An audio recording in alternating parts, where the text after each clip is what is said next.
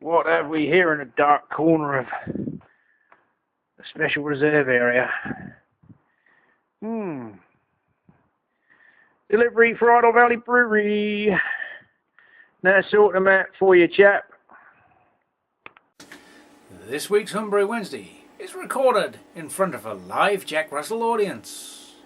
Welcome to another Homebrew Wednesday, pre-recorded on a Sunday night.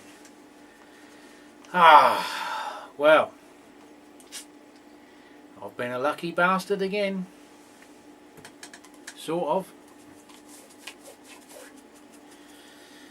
I've got two of these. Nice marketing by Hambleton Bard from the 1970s. Well, the kits aren't quite that old. A few out of date as it were, cleared off the shelves at work. So I gained two lager kits and a Cooper's Stout. Well, I wasn't going to say no. Depending on price, but I think it'll be a good one. And while I was having a clear out of other bits and pieces, they came across a pair of these tankards. They're supposed to be Bitburger, but if you look carefully, you'll see someone forgot to put the words on the glass. So you got a few chinks in the little bits down the side there. So obviously couldn't sell them. So I was asked, would I like them? Is the Pope Catholic? So we gained 2 free glasses and some free homebrew kits. So not a bad week. I also have a co-worker's first attempt at a homebrew beer whilst he was holidaying in some place called Yorkshire, somewhere up north I believe. He bought some beer kits, one of these sort of the ones where you basically fill the bag up with water and everything's already in, chuck the yeast, job done, pop pop pop, and you drink from the bladder bag as it were, so the beer is sitting on the yeast all the time. So he decanted a little bit into a Flensburger Pils bottle and add a little bit of sugar. So let's see, am I going to get a mess on the floor? Is it going to be carved? It's carved. A little bit of froth coming up. Is it going to be sour as vinegar?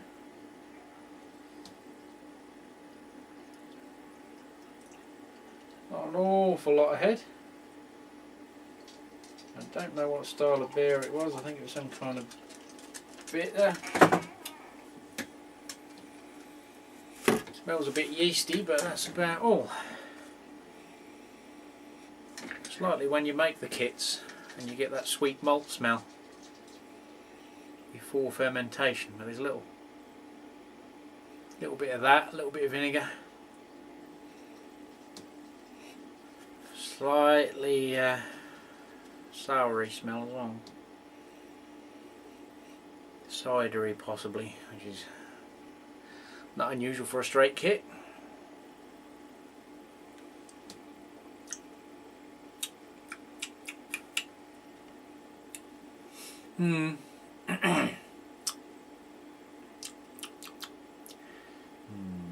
Very yeasty. Quite thin. But I guess doing a beer within the restraints that style kit gives you, which is basically chuck the water in, chuck the yeast in and brew it in the bag and leave it sitting there, which is probably, once it's carved up, I think he was quite worried at one time the bag was going to split.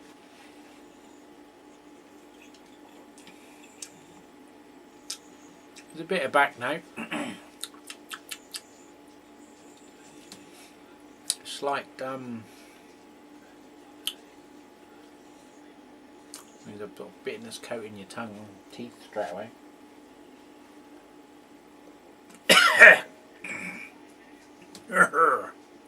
Doesn't help if it goes down the wrong way.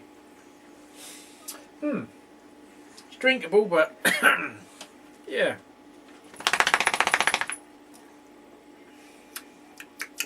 You probably need a few others first. It's got a little bit of protein in there. It's keeping a little cap. Whoops. Doesn't help if you spill it when you try and liven it back up. But yeah. It's got the look but not the taste. But yeah, it tastes like a fairly regular, bland economy kit, although I think they're about 20 odd pounds. But let me cough now. I've spilt I should say inhale. I've been getting a few boxes from work for bottle storage. But I went on a little hunt for some bits and pieces. Came across the Homebrew company, something like that, I can't remember. They're in Ireland anyway. They have a UK website as well. Funnily enough, one's called .com, I think, or .co.uk, and the other one's .ie for some strange reason. It might be in Ireland.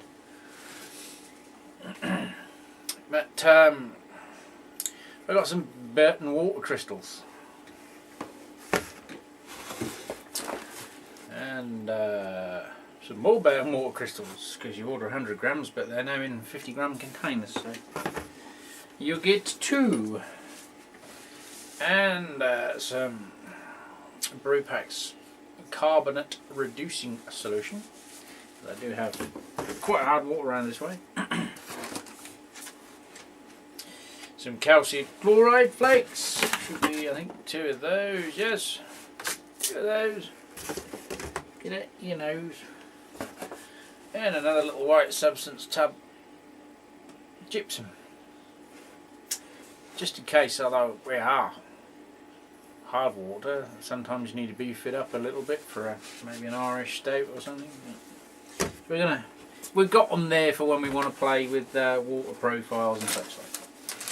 I also bought one of these turbo style yeasts, mini turbo, does 8 litres, so 6 kilos of sugar. To I think it's supposed to ferment to about 18%. If all goes well. Sort of after doing those Alco pop kits, or what they were, Alco Tech, Alco Pop, whatever. So I got an Irish coffee and a brandy essence to have a little play with them ideas. And the site happened to be also stocking something else I've been after, which is the bitter orange peel. So I got 2 bags of those for some Belgian style beers, and I also got myself this little airlock brush. I think it's too big for an airlock, but it may or may not be. I actually bought it for my fonts.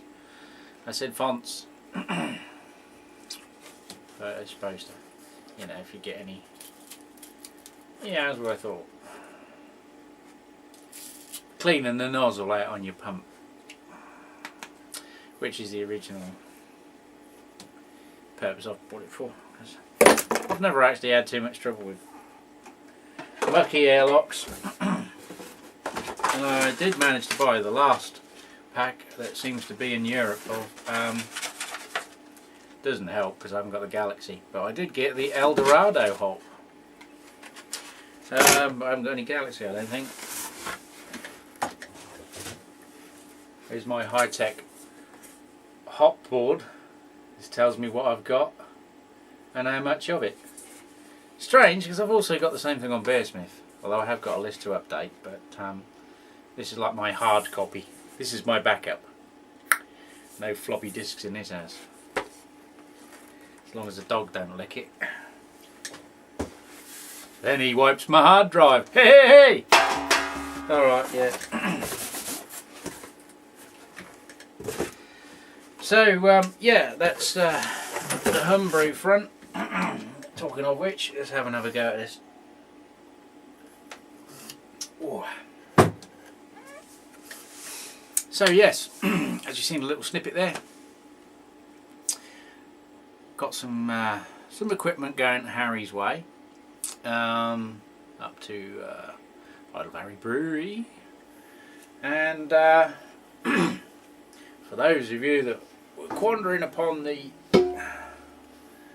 little fermenting, or the rather expensive stainless steel fermenting bucket, with the issue of the bit that won't fit in the oil, I have got a siphon pipe, the one that comes with the auto siphon, that fits this. It's a it's PVC, but it's slightly softer than the ones you get with those cheap all-in-one siphons. The pipe's quite rigid. It fits in there and hopefully wedges against the side of the hole. Obviously it's not this one has got the issue, it's the conical fermenter, but that's a bit more awkward to move. But you get the idea what I'm on about. They fit. Problem solved. Probably will elaborate on something a little bit more technical at a later stage with it, but we've got to christen it yet, so Alice in my tiny shiny. Yes. So I did ask for a bit of fun. What you thought this marvellous piece of Italian engineering cost me. The retail, I believe, is £199, and the retail on that conical is £450. I didn't pay that for the conical. Now this comes with the bonus of an LCD fermentation strip, which currently says 24 to 26 degrees, which probably isn't far. It is getting away. Yeah, the other one says that. But yeah, that is the story behind that. It was the one they sent that I didn't order, and I sent them back, and they sent another one with the other equipment, which still wasn't the one that I ordered. And there was a couple of other bits and pieces that got sent back, and that didn't. So, after the dust has settled, it cost me what I have written down on this piece of paper. The cost, the Norfolk Hillbilly price, was this.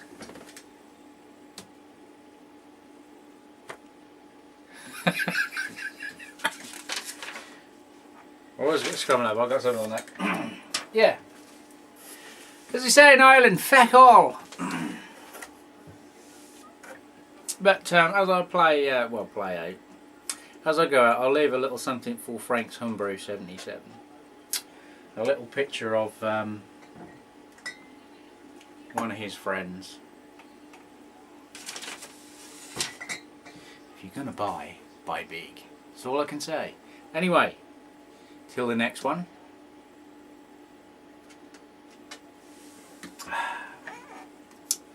I bid you adieu. We'll see you later, mate. Cheers.